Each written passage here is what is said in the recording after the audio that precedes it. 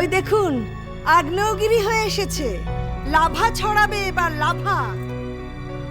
আপনার ছেলেকে ভস্ম করে দেবে।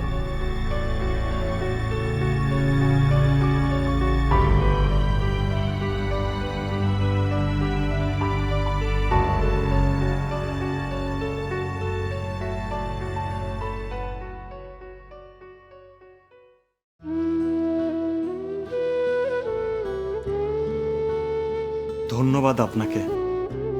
আপনি যে আমার জন্য এতটা করলেন। এরকম ন্যাকা ন্যাকা পুরুষ আমার একদম পছন্দ হয় না।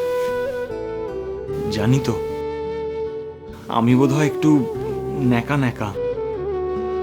আপনার তো দেবরাজের মতো পুরুষ পছন্দ না? হাড় একেবারে জ্বলে গেল আপনার কথাগুলো শুনে না। আপনি মনে হয় পৃথিবীতে প্রথম স্বামী যে হা করে তাকে দেখছেন কি? আমি চেঞ্জ করব, জানে ঘর থেকে। ও হ্যাঁ হ্যাঁ, সরি সরি, যাচ্ছি।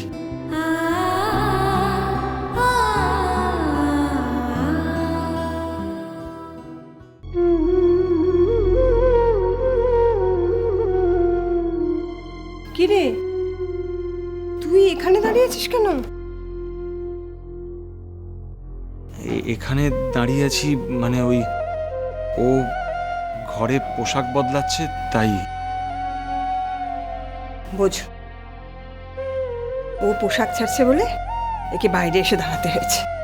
সত্যি এদের স্বামী স্ত্রীর সম্পর্কটা কোথায় গিয়ে দাঁড়িয়েছে। যাক বাবা, তোদের সম্পর্কটা যে ভেঙে যাচ্ছে সেটা ভালোই হয়েছে।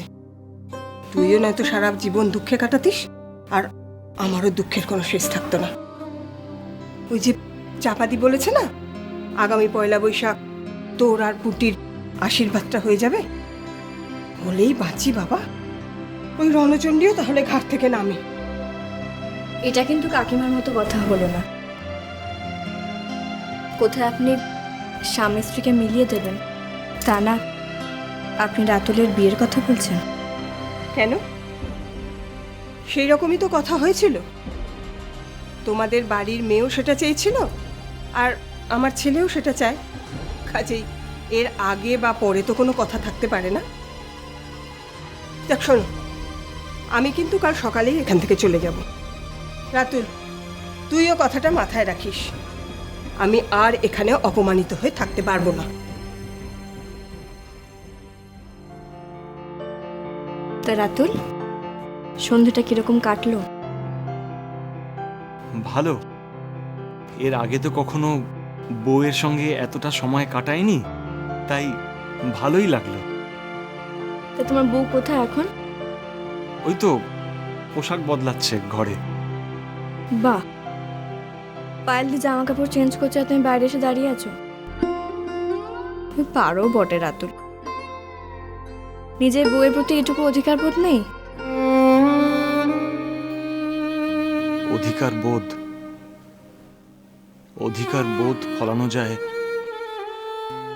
নিজের লোকের উপর টাপুর। পায়েল তো আমার নিজের কেউ না। তাই নাকি? কিন্তু আমি তো জানতাম পায়েল দি তোমার সব থেকে কাছের লোক। না টাপুর, পায়েল হলো আমার জীবনে একটা মরীচিকা। হাত বাড়ালেই সরে সরে যাচ্ছে, দূরে চলে যাচ্ছে, আর আমিও পাগলের মতো ছুটছি তার পিছনে। থাক এসব কথা।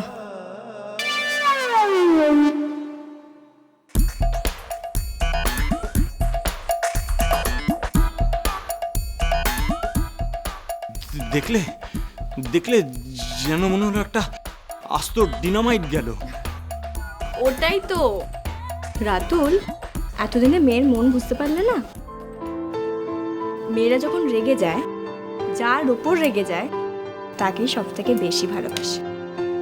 হ্যাঁ, হ্যাঁ, আর যখন দেখবে মেয়েরা একেবারে মিষ্টি মিষ্টি করে কথা বলে, তখন বুঝবে মহা বিপদ। তাই না? তার মানে তোমার বরের তো সব সময় বিপদ না? মানে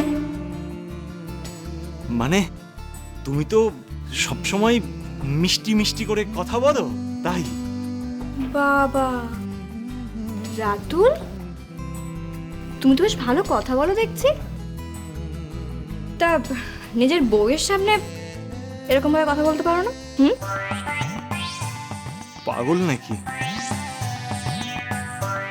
বলতে গেলেই যেভাবে তেরে আসে।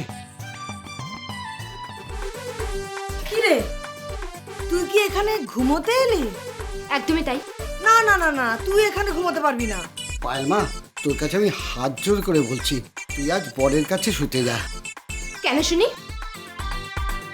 তুই তো জানিস মা, ওই ওই আমার বউ সারা রাত কুম্ভকর্ণের মতো ঘুমোয় আর নাক ডাকাতে থাকে, আর আমি সারা রাত মাটিতে শুয়ে না ঘুমিয়ে মশা মারতে থাকি। এই বুড়ো মানুষটা যদি সারা রাত জেগে থাকে তাহলে তো মরেই যাবে। এরম করিস না মা। এই কি বললে তুমি? আমি কুম্ভকর্ণের মতো নাক ডাকি? তাছাড়া কি ডাকো তো। আমি সারা রাত বসে বসে মশা তাড়িয়ে তোমার সেবা করছি, আর তুমি কুম্ভকর্ণের মতো ভোস করে নাক ডাকিয়ে ঘুমিয়ে যাচ্ছ। এ যেন সেই উলট পুরা নাক। কি? মামা সারা রাত জেগে বসে মশা তাড়ায় আর মামি নাক ডেকে ঘুমোয়? একেই বলে ভালোবাসা, বুঝলি? আমার বর আমাকে কতটা ভালোবাসে দেখ। তোদের কপালে তো আর এসব জুটলো না। মামি ট্যাক ট্যাক করে কথা শুনিও না তো। ওই ট্যাকটা করবো না তো কি করবো? যেটা সত্যি সেটাই তো বললাম। এই জন্যই বলেছিলাম যে যাকে ভালোবাসিস তাকে বিয়ে কর। যাকে ভালোবাসি তাকেই তো বিয়ে করেছি।